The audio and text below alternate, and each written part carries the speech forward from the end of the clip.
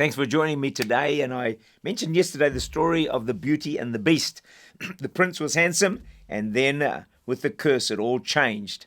And after that, he became hidden away in a castle until the beauty arrived on the scene, and her love for him transformed him into a handsome prince. There's a beast inside of all of us. But the good news for us today, what I want to share about this week, is that God is in the business of changing and transforming our lives. So all through Scripture, we see man and woman, often God's choice servants, struggling to contain the beast that is within all of us. Remember the words of Paul? He said, "For what I am doing, I do not understand. For what I will to do, that I do not practice. But what I hate, that I do." Boy, isn't that true? In verse 18 and 19, "For I know that in me, that is in my flesh, nothing good dwells. For to will is present with me, but how to perform what is good I do not find. For the good that I will to do, I do not do, but the evil that I will not to do, that I practice." I'm not sure how often you go back to that passage of Scripture, but every so often when you're struggling to have good attitudes and do the right thing, go back to those verses and say, "Hey, Paul, I'm with you, man.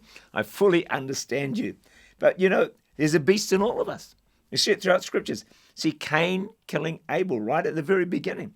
Abraham lying about Sarah. Solomon, wisest man in the world, they say.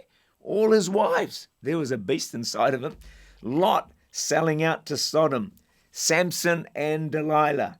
Peter denying the Lord 3 times. Ananias and Sapphira lying about the money. Judas. The list goes on and on. If the Bible is called the good book, it's not because its people are. They're not all that good.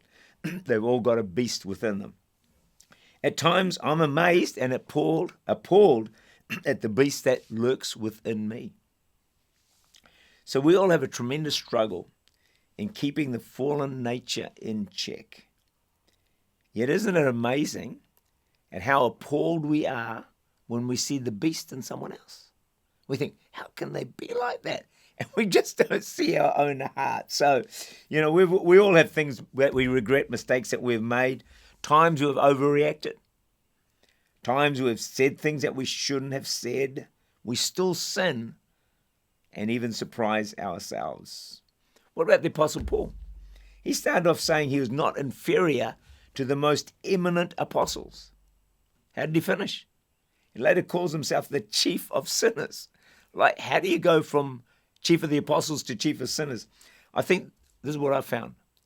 The more we get to know God, the closer we get to Him, the more we see how prone to sin we are. And the more we see how desperately wicked our heart is. That's not to say that we don't do a lot of good. Of course we do. It's just that we do bad as well.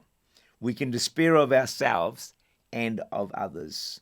But I don't want us to despair, because God can change our lives. It does say in Jeremiah 13 verse 23, "Can a leopard change his spots? In the same way, Jerusalem, you cannot change and do good because you are accustomed to doing evil." How hard it is to try and change ourselves. Isn't it amazing? We try and change people, but we can't even change ourselves. We make New Year's resolutions. Hey, we're going to get fit. We're going to lose weight. We're going to be more patient. We're going to overcome some addiction. It's easy to despair. And sometimes we look back over our lives and we think, gosh, have I made much progress? And sometimes it's not as much as we'd like to.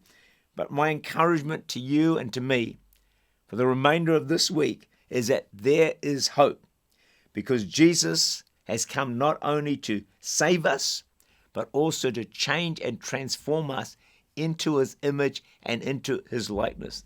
Those areas of struggle that you have, Jesus can transform it. Those areas that I still battle in, I know God can transform me. That gives me hope that I won't always remain the way I am. But if I keep staying close to Jesus, keep up my relationship with Him, God can transform me, and He can transform you.